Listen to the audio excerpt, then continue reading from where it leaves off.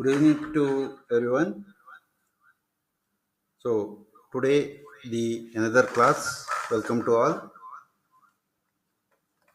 The lecture six, especially in the livestock products and management in the general.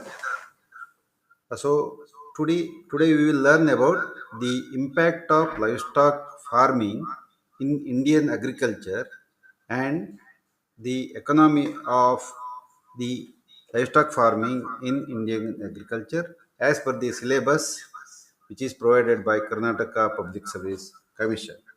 So this covers the role of livestock farming in Indian agriculture, the current status in Indian scenario is concerned, economic impact and contribution of Indian livestock in Indian agriculture system or in the integrated livestock farming system. So with this brief note, let us go into the detail of the particular subject. So as you know, once again, it is being repeated several times, but it is necessary to remember all these things, especially in livestock production management. Then the India is the first in case of the uh, livestock strength is called as livestock heads are concerned. India is number one. So we do not know what is number one in other ways, but India is number one in the total livestock strength. It is 535.78 million, and the second highest yesterday you have seen it is the China. Whereas the first in the total buffalo population of the world. So please note down these numbers. It is 109.85 million buffaloes are there in India. So it is total and top one country in which are all the things number one, especially in case of the total livestock strength.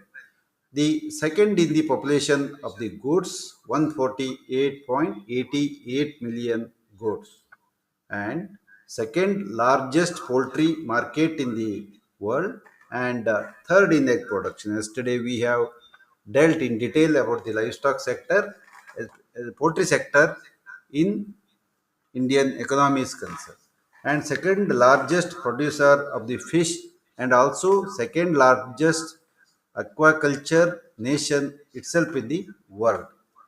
So these are all the important statistics one need to remember, especially when we come across the.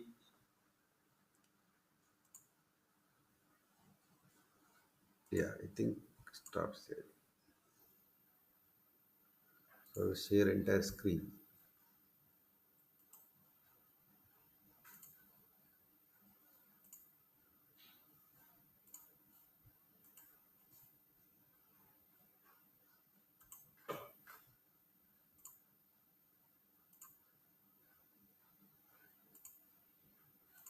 So uh, coming to the role of the livestock in this population is called as. So this is once again I will read because many could not see the screen. World's highest livestock, 535 or 5.5 million.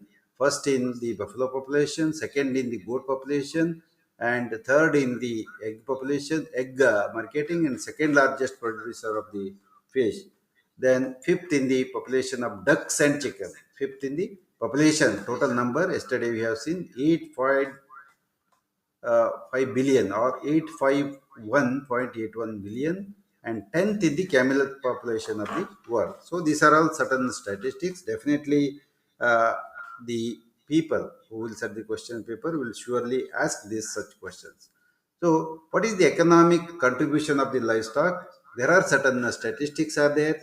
As per the recent Government of India this data, livestock play an important role in Indian economy. About 20.5 million people or 2 crore people depend upon the livestock for their livelihood, means entirely dependent on the livelihood. This includes the landless laborers and also the unemployed and uneducated or poorly educated youth of the India is concerned. Whereas the livestock provides the livelihood to two-thirds of rural community. Two-thirds. It's the about 66% of the rural community is concerned, whereas it provides employment about 8.8% of the population. Means now the population of India is about 150 crores or 140 crores, and it's going to cross to the 150 crores. So the total population that is dependent upon the Indian uh, economy, especially in the livestock sector, is about 12.5 crores approximately. So India has vast livestock resources, and livestock sector contributes about 4.11% GDP and 25.6% of the total agriculture GDP. So these are some points need to be remembered by all the candidates. So the livestock contributes about 4.11, and sometimes some it is there is a change. It is very near to and below 5% always, and 25.6% of the total agriculture GDP. So if you consider the agriculture GDP as 100%, then 25% of that GDP accounts to the animal husbandry and allied sectors. Then, what is the importance of the livestock? So, starting from number one, the milk, then also the dung, then meat, then cows, especially young and breeding cows. Then it is also the direct investment, especially the cattle, sheep, goat, pig, or whatever it may be. They cost their own economical values, and directly they are contributing to the farmer's economy. Then apart from this one, they will have certain pest control management also, because they attract some of the flies, etc. And the attack of such mosquitoes, etc., the burden will be less to the human beings. That's what it means. And it also provides a very good drought animals. Then weeding, whenever there are a lot of weeds are there, if a livestock grazing for practice is there, the weed is being removed very easily.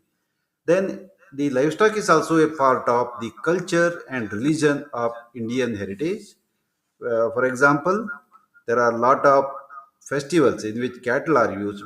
It includes the Jallikattu of Tamil Nadu, then Kambala of Dakshina Kannada, and many races, the horse races, then also the goat fightings, the cock and hen fightings, and many more for the entertainment purpose, and also the recycling of the waste. For example, if some agriculture wastes are generated, like the paddy crop, which the waste generated is the paddy straw. Whereas the sorghum, maize, everything, the waste production, which is not at all useful to the human being, is being consumed by the livestock and converted to a very good milk or the meat, whatever it may be. So, this is the waste disposal management also. Then yeah, this is one of the integrated system of the Indian management, especially integrated into the farm management, showing the flow of fodder, dung, and the animals feed, especially the eggs, etc. So all this is thing, and Indian economy revolves around the rural economy. Especially the women, they milk, and they are going to sell it to the dairy society. Then they also rear the backyard poultry, of course the sheep and goat, and for flowing the land, the bullocks are used. Hence it is one of the important contributory factor of Indian economy, as the agriculture is backbone of the Indian economy, and hence the livestock play a very important role in Indian agriculture, as well as the Indian agriculture, as well as the Indian rural life. So without the livestock, we cannot imagine the life of an Indian people. So, coming to the integrated crop management system, or of a integrated farming system, which reduces the agriculture and also the animal husbandry cost to the greatest extent, how it is recycled, like the livestock production will always increase the nutrient cycling, and increased nutrient cycling is going to increase the health of the human beings, and also the forage crops are produced whenever the farmers are being using the livestock. So the forage crops are used as the feed of the livestock, and hence once again this is very cheap source of the energy or the nutrient to the livestock, and hence the integrated crop livestock farming is very very beneficial to the Indian farmers are concerned. So this is an advantage. So in turn, the livestock also contribute to the agriculture in the form of the manure and the dung and also the urine, and the carcass of the this cattle also serve as one of the good source of the nitrogen to the land or the fertility of the land, including the livestock, poultry, or whatever it may be. So, as everyone knows, we are only number one in milk production only. Any other thing we do not know. And we are going to have the highest number of the human population very soon. Within 2025, we will occupy the top position, especially in the Indian population is going to about 150 crores, and beating the China, we are going ahead very, very fastly. Then once we reach the top, nobody can beat us. But uh, being number one is always difficult. Of course, we are very number one in case of the milk production, whereas the China is very very near to us, and the margin is just 10%. If they increase their production of the milk to the extent of 10%, they can easily beat us, and hence we need to compete with China and other countries for the maintenance of the top position always. And we the veterinarians should feel proud that being in very low number when compared to the total cattle population, we are maintaining the livestock health, and also the cattle integration system, and also to the rural economy indirectly or directly. Whereas the milk animals are there, they serve as the consistent and reliable source of the revenue for the livestock producers through number one, everyone knows this is one of the important thing, that sale of the milk is the number one. Whereas the another thing is which always most of the people neglect it to the greater extent, and that is the production of very good quality manure. So that is another thing. Whereas the third thing is the value added products. Value added products like the ghee, then also the cow urine, then also the milk products like so many products are there, peda, then the KMF, etc. They are all manufacturing different type of the value added system, and the liquidated in terms of emergency. This is also another thing in which we need to calculate this thing, because the liquidation of the products. So suppose a farmer do not have any money, etc., then immediately he can sell some of the sheep, goat, cattle, or whatever it may be, and immediately he can have the rearing system of the livestock. Or for example, the sheep and goat are called as the mobile ATM, automatic teller machine of a farmer. At any time he can sell it, or a cow also he can sell it, and get a lump sum of the mobile money. And it's a very handy and mobile asset and liquid asset, and the cost of the livestock will never reduce. For example, the sheep, goat, or pig, the cost is never declined down to the greater extent during last 25 years. It's a very big history that of course the commercial crops like the coffee or areca nut or whatever it may be, and you may see that suppose a farmer is growing the tomato, cabbage, or whatever it may be, due to the drastic reduction in the price, they are going to put it on the road, etc. But we have never heard any such thing, especially in case of livestock or its products. And the financial downturns improvement whenever the economy turns down of a farmer, immediately can sell the cattle, and at the same time, whenever his economy improves, immediately he can purchase it through the open source. And suddenly the cattle price or the sheep or goat price is not going to increase so drastically or suddenly, just like the share market. So there is a chance of sudden improvement or sudden declinement. So it is not like the fluctuating market. At least it has got its own stable market is concerned. Hence, we should say that the Indian economy is totally depending on a stable livestock farming is concerned. Hence, livestock farming is concerned. Hence, we cannot worry about this system itself is concerned. And coming to the Press Information Bureau, which gives certain statistics, especially the basic animal husbandry statistics, very recent statistics of 2023 says, please note down this number, the buffaloes as the indigenous descriptive animals, it contributes to the extent of 45.07%. You may be surprised to hear this thing, but it is a correct story that the buffaloes are contributing to the greatest extent, and they are one of the most indigenous animals.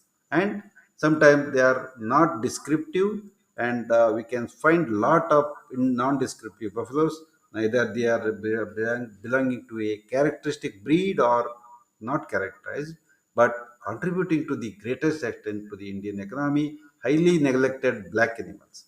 Then the second one is the contributing is the crossbred cattle. After the Operation White Flood, we can say that the Indian, especially milk production, has drastically improved to the extent of 29.91 or approximately 30% of the total milk yield is contributed by the crossbred cattle, whereas the buffalo's highest number one, uh, till last 25 years it is remaining the constant 45%, around 40 or 41% it is revolving around, whereas the goat milk production or the goat production is 2.93% of the total population, whereas the exotic cattle it's very very less, only 1.92%. And we are not at all importing any cattle from the foreign for any milk purpose, etc. But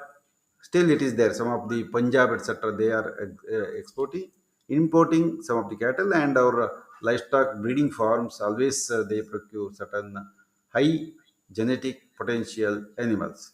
So coming to the indigenous and non-descriptive cattle, it is up to the extent of 20.17%. All of this include the Indian cattle, starting from Gir, Tharparkar, Sindhi, then Malnad Gidda, and so many indigenous Indian, or what we say that the there is Deshi cattle. So these are all the statistics one need to remember to the best extent, because of course I will also going to give the question papers, especially multiple choices, etc. Then also you can remember.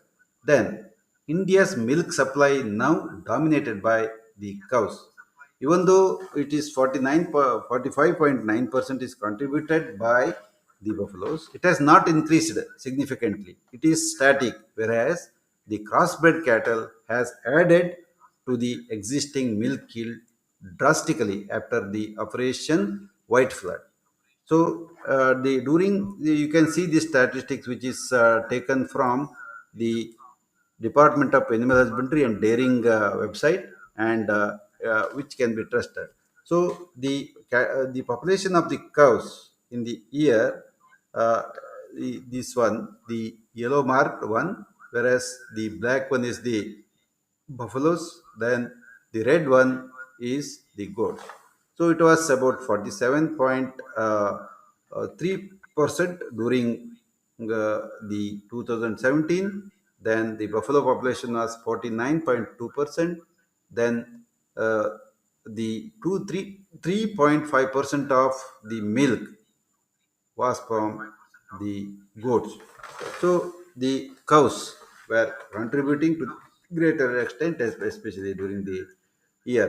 This includes means all the cows, the desi cows or also the um, especially the crossbred cows, etc. Then it is in the 2000 year it was 47%, whereas the buffalo it remained same throughout. But in the year 2021, it has reduced to the extent of 45% from 49%. But there is a 4% reduction in the population, especially, or the growth of this sector. Whereas the crossbred cows, they started increasing, and hence the contribution from the cow milk has increased from 47.3 to the 51%. And this may be the one of the cause for reduction in the production of the buffalo milks. So we'll discuss it later. And the Indian cattle system. So coming to the exotic and crossbred cows, contribute also to the extent of, see the statistics here, the exotic cow, this is the exotic cow which is noted by this cow color, and the crossbred cows, they are contributing to the highest, and indigenous cows also to contributing, and indigenous non-descriptive buffaloes 49% it's contributed by the buffaloes, whereas the goat it is very less percent, of course 2.5 to 3%. The exotic cattle very very less, 1.5 or 2% to the Indian milk production is concerned, and little bit change is there in especially when compared to the year 2017 and current scenario. Now it is little less. Buffalo contribution is in the year 2021. It's 45%, whereas the goat or the other animals, especially exotic cattle, it is little bit increased, whereas the indigenous and non-descriptive, it is reduced to the extent of 1% during the last 5 years. So, coming to the little bit more statistics of Indian economy is concerned, animal husbandry is 7.5%, 9% during 2014-15 as per the Government of India website guidelines as or the data. 7.9% was the thing, whereas it is contribution to the total Indian agriculture is increased from 24.3% to 30.4%. That is about 6.5% it has increased. So what is the growth rate? 11.6% of the global holdings. The livestock industry is in the among the biggest in the world, because even though it's 11.6%, whereas the other cattle population has been distributed in United States, then China, then Germany and other countries, Denmark, etc. Whereas even holding 11.6 also, we becoming the number one country of total livestock holdings. Whereas the sheep and goat are referred as poor man's cow or bank on whose. These are all the terms. So whenever there is a multiple choice question is there, dash is the poor man's cows, you have to write either sheep or goat. Both are called as, whereas the bank on whose means whose are hoop or the cloven footed animals. So they can live off the fewest resources. So even with very less water, very less fodder also, the sheep and goat can survive. So this is another important statistics. About 70% of the rural residents are marginal households, means they do not have a very good land holding for their sustainable life. And sometimes the landless people, laborers, who make up the majority of living in the below poverty lines, especially in the rural holdings. So this is as per the statistics given by the Kozal and Parker in the year 2003 and authenticated data. So the steady stream of the income and the lessons the seasonality of livelihood patterns, especially for the rural poor. In the entire year, they get the equal type of the income, and even during the COVID-19 period, also, even all market collapsed. But the only one sustaining market was of the animal husbandry, and because the people never stopped eating the meat or milk or egg. So totally it was a sustaining livestock farming was there. Hence we all veterinarians should feel proud that we were in the health sector. Of course, today's in these years, the World Veterinary Day was celebrated in the theme that the veterinarians as the health workers. So, indirectly, we have contributed during the COVID 19 by sustaining the health of the cattle, sheep, goat, pigs, etc., then directly contributing to the Indian food basket. And also, directly we were involved in the control of the COVID 19 as COVID warriors, etc. So, the generation of income and employment, once again, we have to move to the statistics once again. The livestock sector has maintained a consistent growth since last 25 years, consistent growth. So no other industry or any other thing, there is a lot of fluctuation over there, but here the increase is also not drastic and also the fall is also not drastic. Hence, it is a consistent 4 to 5% growth was observed. So during last 20 years, it is not a small achievement; it's a very big achievement of the Indian animal husbandry industry. Around 5%, 5.5% of the nation's workforce worked in the animal husbandry industry starting from the especially 2004 or 5. So this is also the one of the greatest contribution of the livestock industry is concerned. And we all should feel proud that India is one of the most dominant countries, even during COVID 19 also. We could not leave our farmers in a empty stomach. So, being such thing, and the this is also another important thing. Always our honorable Prime Minister says that 5.8% of Indian jobs are in animal husbandry sector and fisheries and animal husbandry. That is one of the proud feeling of the Indians being Indians, and even China is trying to beat this thing. They could not do it this thing. And as already I have told that most of the Indian women, 20.5 million women who are in the rural area, they rely on the livestock sector for their total livelihood, and animal husbandry activities like, see, the feeding, breeding, management, taking care of the health of the calf, the animals handled by the rural woman only. Hence this is one of the greatest industry in which the women are involved. And the women who do not know much about any education or who cannot do the urban jobs, and they can do the animal husbandry and sustain their household. And especially this has played a very important role in the women's empowerment, and that created by the quickly growing market for the livestock goods and many value added food products. There are societies which are managed, milk societies are always managed by the Indian women, and women societies are always there. And economy of the Indian farmers totally depend upon the animal husbandry, what we can say. No other industry has entered in the rural India, and it cannot provide such great opportunity to the people of the Indian origin. And here you can see that the supply of the milk to the Indian population is greatly contributed by the Indian women. We can see that they are always involved in the milking animals, especially the North Indian women. They are always involved in, especially making the Indian economy to the greater extent. Of course, once again, the same statistics it's going to play.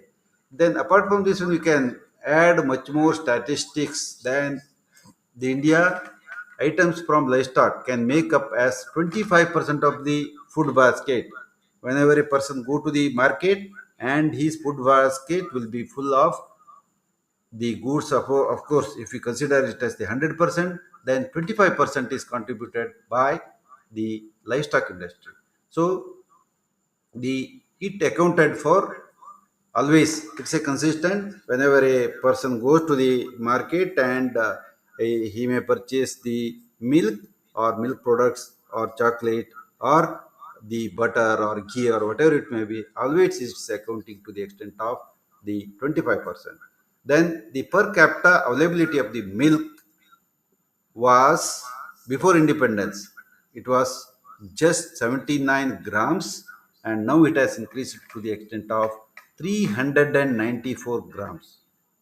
So we can expect the very good food which is obtained by the Indian people before independence or before the Operation White Revolution. It was very very low, and now the egg consumption per year is to the extent of 79. Of course, it is very very less when compared to the US.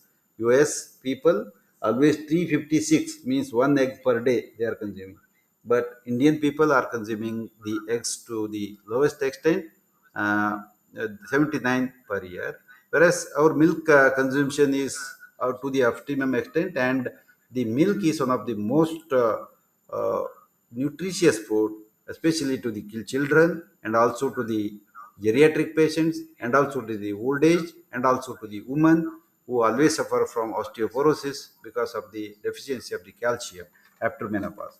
Hence, the livestock industry is very crucial in making the use of the inedible agriculture byproducts like farmyard manure. Also, see here also you can see lot of cattle waste are being produced as farmyard manure, and very good vegetables are grown as organic farming. So from where the manure has to come to the organic farmer? Only from the livestock. There are no other source which can contribute to the organic farmer. Of course, the vermiculture etc. are there. For still it is the dung is required. Cattle originated dung is required for it. Hence, we should feel that we are contributing directly to the economy of the nation. And economic analysis of the integrated farming is also done. Then this is the concept uh, built now. The integrated farming means growing multiple animals at the same time. The piggery is grown.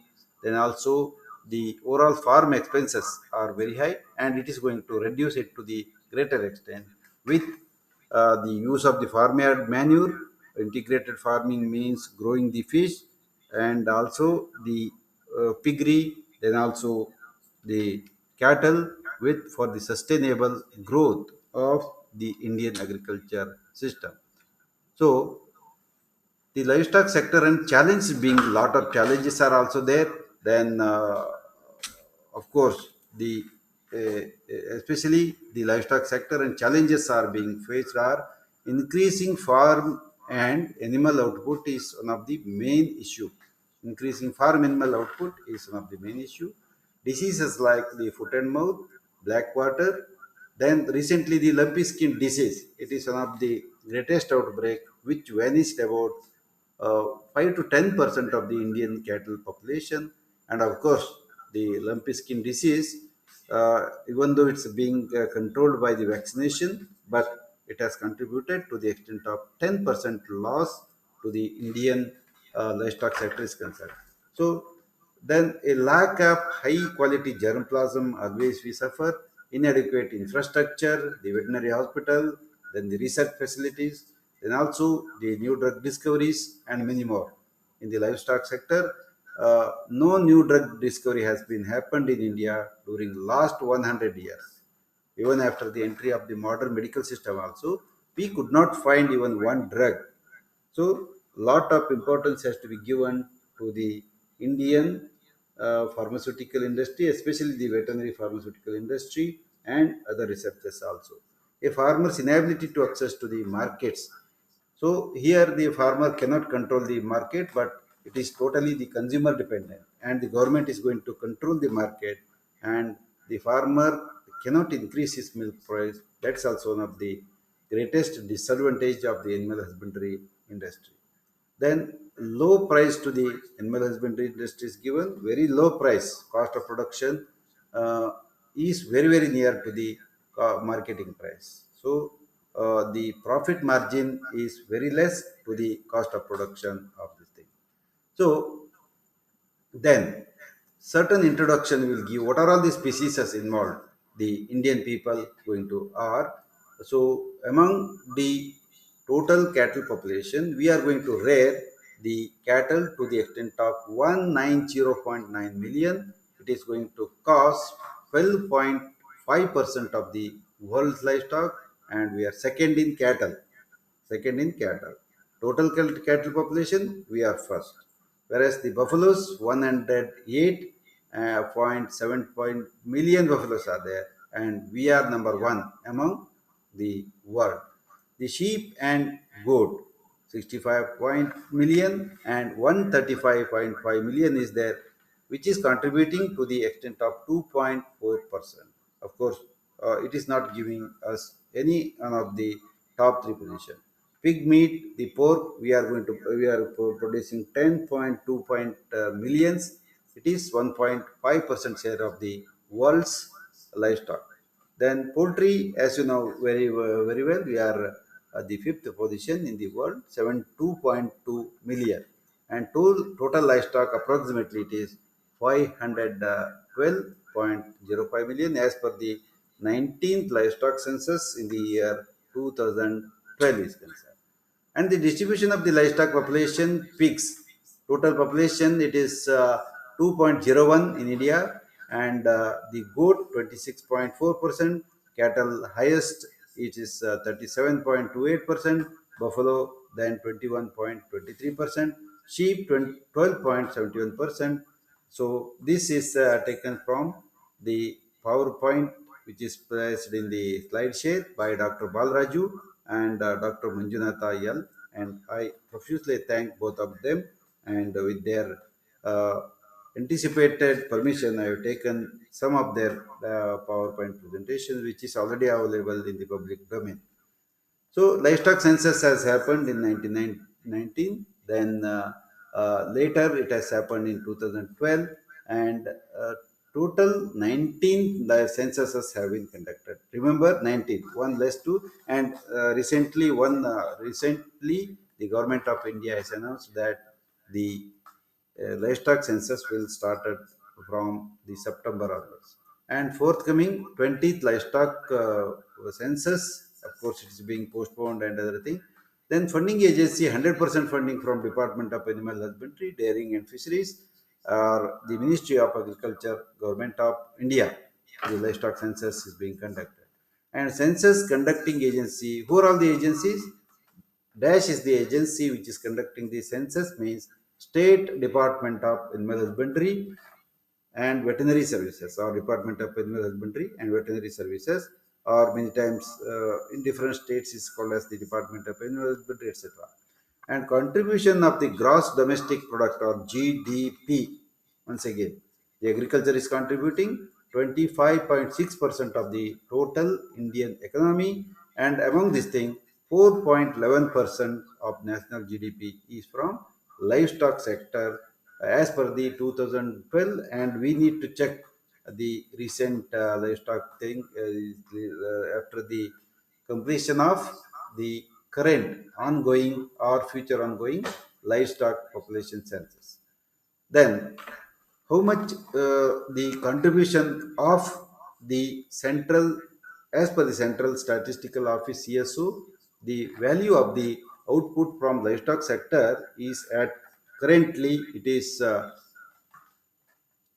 733 then 054 crore, or 7 uh, 7,33,054 crores total during the 2014, which is about 28.8% of the value output from the agriculture and allied sector. So at there is a very constant growth, either it has neither decreased to the drastic or increased. So it's a constant growth factor, and the output from livestock is about 27.8% of the value of output from total agriculture and allied sector. So you need to remember all these very near values, so that whenever the multiple choice question is there, so that we can round it up to the most realized value. So, such type of the idealistic values to be remembered and noted down by the candidates. And land and livestock holding has got directly relationship because this topic itself is the role of Indian agriculture in the uh, and contribution of livestock to the Indian agriculture and economy. So the livestock distribution is more equitable to that of the land, and the marginal farm households less than who has got 1 hectare of land. Most of them are about 75% of the farmers in India are having less than that of the 1 hectare of the land, and who comprised about 48% of the rural households. So these statistics are really need to remember, and whenever you are presenting any PowerPoint or whatever it may be to the policy making person, you have to highlight all these things, the role of the livestock industries. So, but they control more than 50% of the country's cattle and buffaloes, especially the marginal farm hold. And you please remember the role of the Indian women, role of the Indian youth, and also the rural poor who are all contributing to the Indian economy through the livestock development sector. And two-thirds of the small animals are being reared by the 50% of the rural farmer, and two-thirds of the poultry and 24% of the land. Yesterday we are talking about the poultry production in India. Of course, it is very high in case of organized sector, whereas the livestock, most of the livestock is in unorganized sector. Then nearly about 70% of the rural householding keeps one or the other form of the livestock, maybe a cattle, sheep, goat, or pig, or the at least the backyard poultry. So this is the beauty of the Indian economy and Indian livestock system. Then animal husbandry is an integral or the complex component of the agriculture, supporting livelihood more than two-thirds of the rural population. Already we know this thing, but I am repeating it repeatedly to remember the importance of this thing as a multiple choice question. And we obtain milk, meat, and egg, especially to the Indian economy is concerned. And drought power, a great drought power in the form of the bulls or the bullocks. And dung as organic manure in the first slide itself we know that what are all the contribution from the cattle sector, the domestic fuel in the form of the methane, especially the biogas, the skin of the animal hides, then also the regular source of the cash income, natural capital as a insurance against income shocks of the crop failure. So here another one of the important factor we need to remember that the farmers suicide are very very less who do always the depend upon the livestock, and immediately they can sell this livestock and get rid of the loan which is taken from the bank. That's why those farmers who totally rely or at least partially rely on the livestock has never committed any suicide. That's the history of Indian scenario is concerned. Hence we should also feel proud about our livestock population who are very poor creatures and the contributing to the greater extent to the Indian farmers' livelihood. And many products like the Nandini, Karnataka Milk Federation, it's a brand name of the Nandini. Then they produce varieties of the milk like Shubham Gold, then Nandini, this especially different fat percents, etc. Then also our Karnataka is also producing very high quantity of the egg and different meat, etc. And yesterday we know that the protein contribution by the egg and the different minerals, etc. So please go through the yesterday's class if somebody has missed. And the livestock also contributes to the cheese, then also the butter, the paneer, and many more products. The rasgulla and so many products are there, which is background. And this is very important thing that the Indian woman who is milking a cow makes their entire day's life by selling the milk and contributing to the woman's empowerment.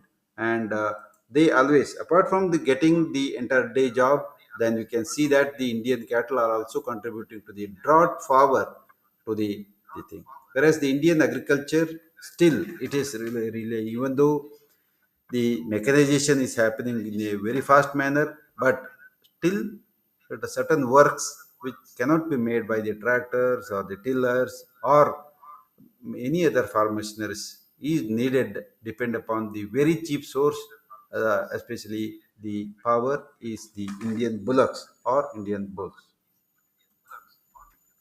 Then bullock cart is another thing, and in the rural hold you can see that the transportation of the children, etc. Then the family, it is still it is being done in certain part of the northern part of the Karnataka. You can see the carts, bullock carts has been modified a little bit with the tire, etc.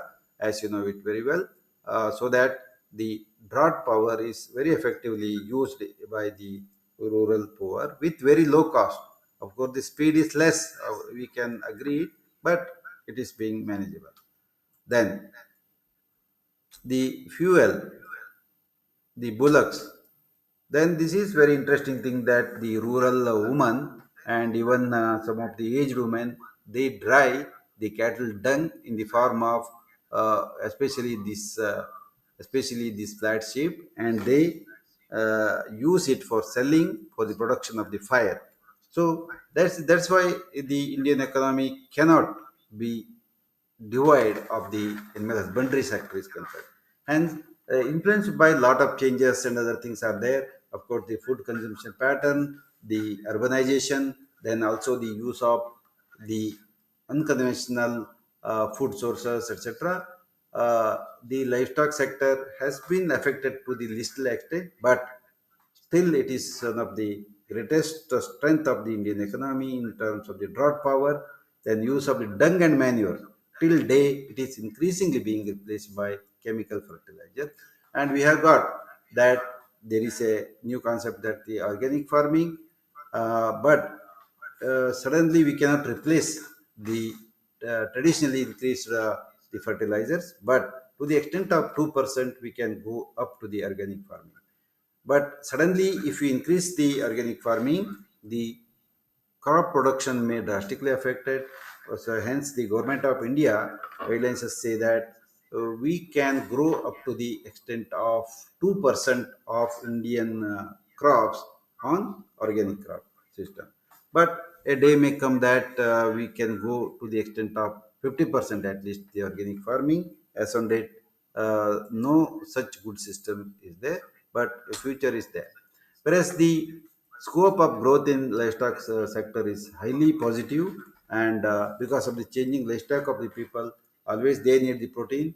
Then meat industry is growing, fast growing urban population always require the milk, meat, egg, etc. Then the changing lifestyle, increasing proportion of the women in the workspace is also another scope for the growth of the livestock sector, especially in the rural sector.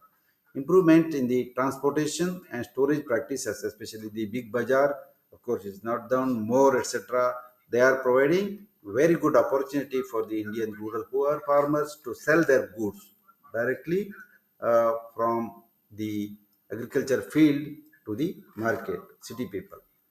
Then scope of growth in future, what may be the demand and supply is always it is there is a lot of demand for the animal husbandry products. Sometimes we lag that during the excess production systems. The Karnataka Milk Federation and other marketing agencies are converting the milk into the powder and they are being used.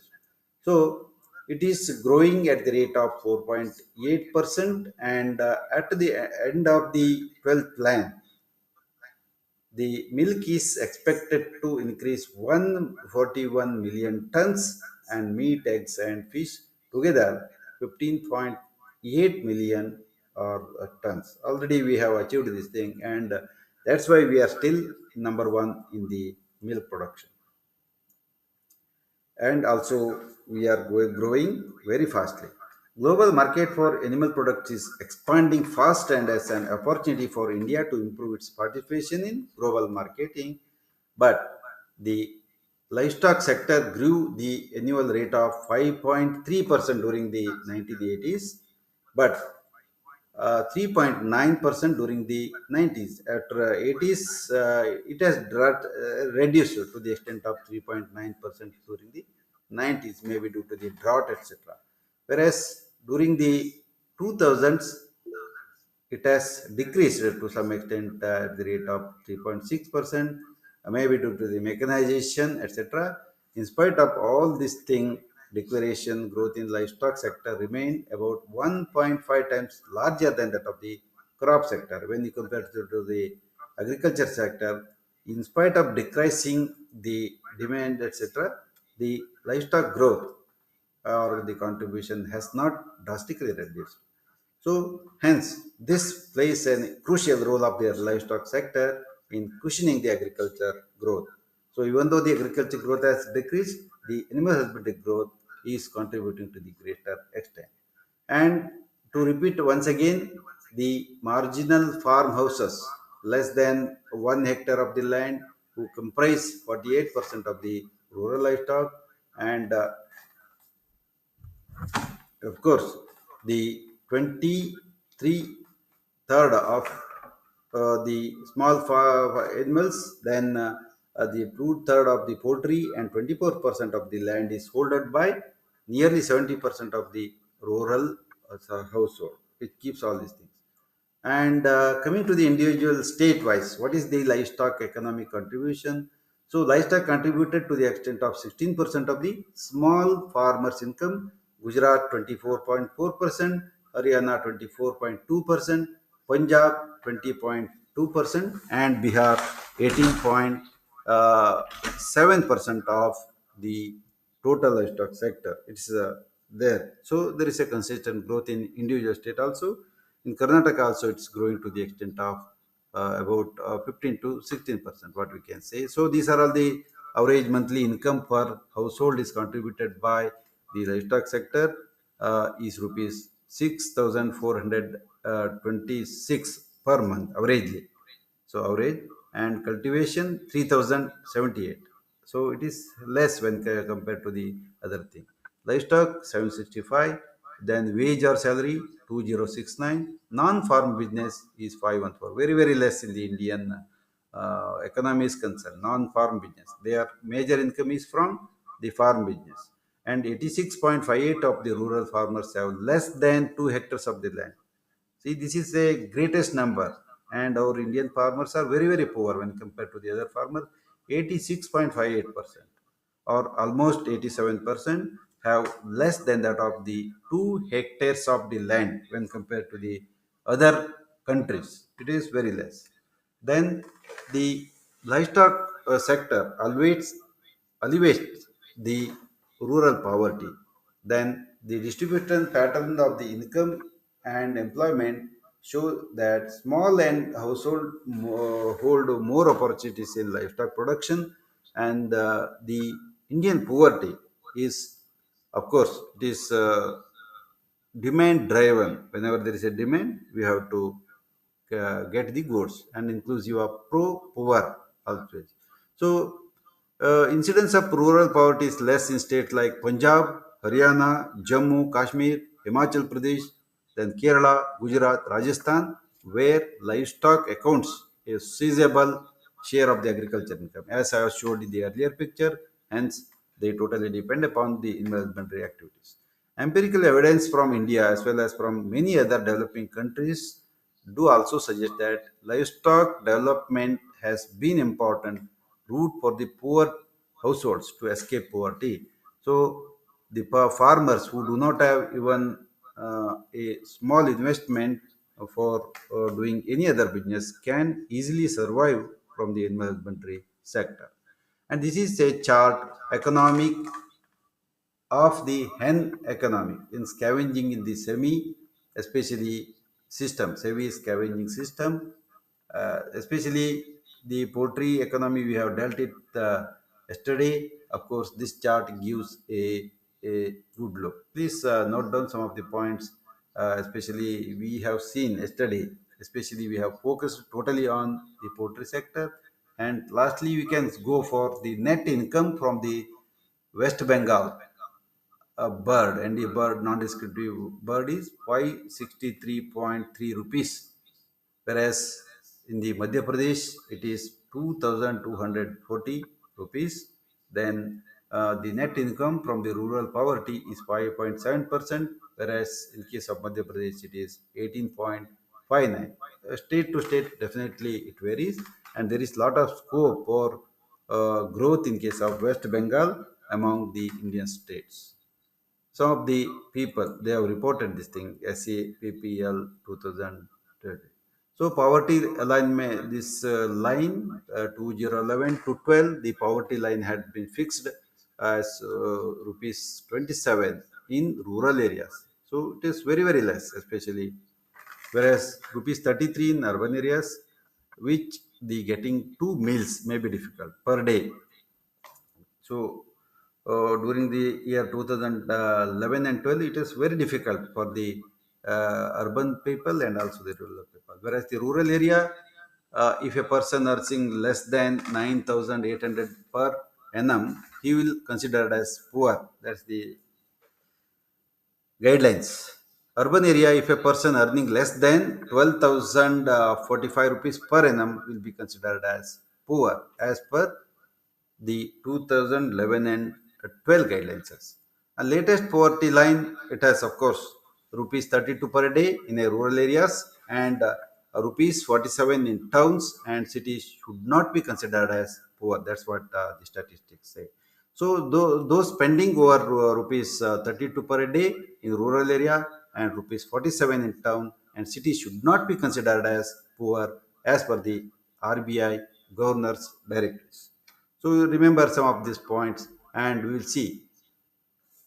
Even if you have a single hen, it is going to elevate the farmer's income, especially the non-descriptive hens are rare. In a year he can get 563 rupees under scavenging system without any investment or zero investment, and single hen is helping to elevate 5.7% of the poverty as an individual. So the farmer keeping one Kadaknath hen in a year, he can earn rupees 2,240, and if he is keeping 10, then it is going to increase tenfold. So nowadays nobody is dying due to the starvation. So new poultry breeds like the Kadaknath, the Giriraja has contributed to the greater extent out of the Indian labor system, especially the poor system. Hence, single hen is helping to alleviate 18.59% of the poverty in the individual. So these are, we need to have the policy intervention to improve the economy of the rural of especially India, through the livestock sector development, and we need the technology transfer. Then we also need the strategies to order or to exploit the pro-poor potential of the livestock sector. So this is a chart where in which a comparative evaluation can be done. The average annual milk yield of the Indian cattle is 1172 rupees 72 kg, which is only the 50% of the global average. So we need to increase the milk production of the Indian cattle. And if you go to the country wise, India per year average annual milk production by cow of Indian origin is 1172 kg, whereas the New Zealand it is uh, 3,343 kg, whereas the Australia 5,600 kg, United Kingdom 7,101 kg, whereas United States its highest 9,332 kg per annum. Whereas Israel, you can see the beautiful. We say that the Israel's economy is being degraded. Still, it is 10,214 kg of the milk is being got by the Israeli people. Hence, they are the model farmers. Whereas it is total 10 times higher to that of the India is concerned. Hence, we, the Indian government or the Indian people, have to think, especially a very small country like Israel can uh, grow to the extent of the 10 times of the Indian milk or the growth. So one need to think about the policies.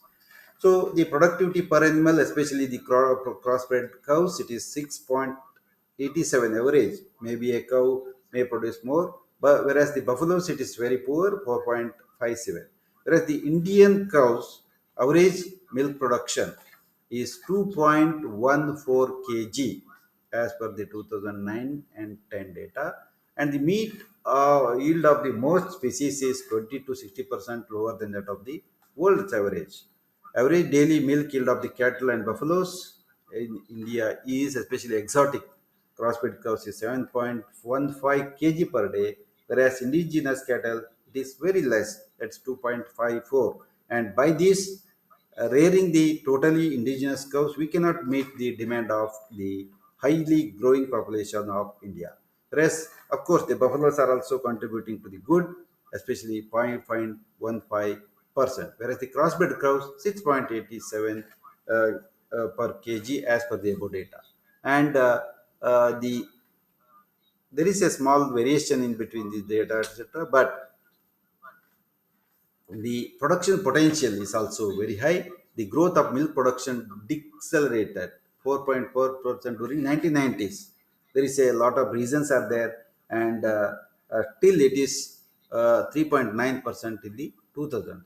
So this remains a huge gap between the potential and realized yields in the Indian livestock, and we need to increase the productivity of our cattle. Only 27.75% of the Indian dairy potential is realized in the different regions of the country because of the feeding pattern, very poor feeding pattern. Then we do not have a very good breeding policies. Then the health management system has to be improvement. Then cattle management, then clean milk production, the technologies of the recent one which is adopted in the developed countries. Then the marketing strategies and inputs to the animal husbandry system need to be improved a lot.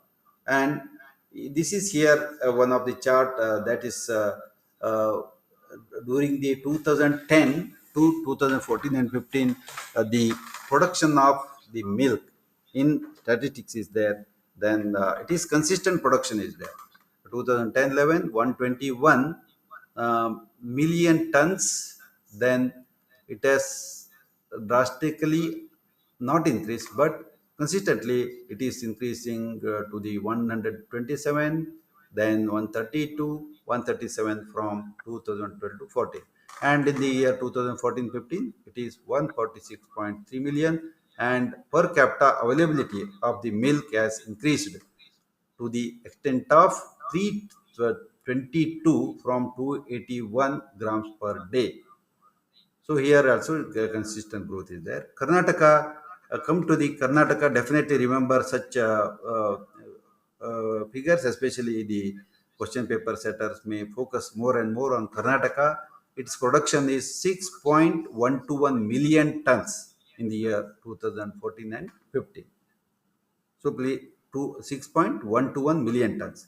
Per capita availability of the milk in Karnataka state as per the 2013-14. Of course, we are recent data if it is there. Please go through the different websites and get it. But now it has, I think it is increased to 314 grams per day from the 2013 and 14 data. So please remember such statistics, and the cross-breeding program has contributed to the greatest extent. The artificial insemination programs or the quality bull germ sperm importing, and also the technical manpower, repeated inseminations, and all these 3 decades, the crossbreeding as population, even with all these efforts, it is only 16.6% in cattle and 25.5% in pigs and 5.2% in sheep. And still it is very less in case of the buffaloes. Then feed and fodder scenario, the dry fodder available is just 11%, and hardly 5% of the cropped area is utilized to grow fodder. We do not have any visions, especially growing the fodder. It is only 5%. The land is not well utilized for growing the fodder. Then green fodder is only to the extent of 35%, and concentrate is only available to the extent of 25% out of 100% of the total one. Then the common grazing land to have deteriorating. There is lot of invasion and industrialization, urbanization, etc. Hence, the very poor, this especially the gomalas in Karnataka, drastically they are decreasing by concurrent encroachment and also by the urbanization. So livestock health status also, see, it is also one of the poorest sector, where we are after 5 or 6 years we gap, we are recruiting about 400 veterinarians. So even though we have got the foot and mouth, BQ, PPR, influenza, so we need to have the continuous effect on the livestock health and productivity is being hampered. India has about 55,000 approximately veterinary institutions, including polytechnics, polyclinics, hospitals, dispensaries, and stockman centers. So remember that 55,000 veterinary institutions in India as on date. Veterinary and animal health services are largely in the public sector domain and remain very, very poor. And we need a lot of attention towards it. So estimated loss of the annual due to the livestock diseases in India is foot and mouth, especially the it is causing 4,000 crores per year. And PPR, 15,000 to 20,000 crore loss. Hemorrhagic septicemia is causing the loss of 100 crores per year, and avian flu is also causing 245.517 crore rupees. The loss to the Indian economy is concerned. And these are all from the different sources. We have to thank the different sources. Then foot and mouth is also one of the greatest disaster to the Indian country. Even though many countries have been eradicated the foot and mouth from their country, still we are the hub of the foot and mouth. In spite of the intensive vaccination program, we are lagging. So it is generally not fatal, but it causes severe economic loss and abortion in the pregnant animals and of mortality among the young livestock. So the disease situation is complicated by several factors, large population of susceptible animals and no systematic vaccination, unrestricted movement, etc. is there. So, indirect losses of the FMD, everyone knows permanent reduction in the production, body weight loss, abortion, long term intercalving period, permanent lameness, drought animals, market price decreases, trade effects, food security and nutrition, health and environmental effects are there. Then, costs of infection, then monitoring and surveillance is also there. So, coming to livestock and lastly, the environment, the India's huge population is depending upon the ruminants remains a major source of the greenhouse gases adding to the global warming. That's what it say. Reducing the greenhouse gases through the mitigation, we need to adopt such certain strategies. Overgrazing the pasture and forest area is resulting in pasture degradation, and we will see. So, of course, another slides are there. We will continue it in the next class or tomorrow. Tomorrow I may not be available, and we will surely continue with this in the next class is concerned. And thanks for the constant hearing.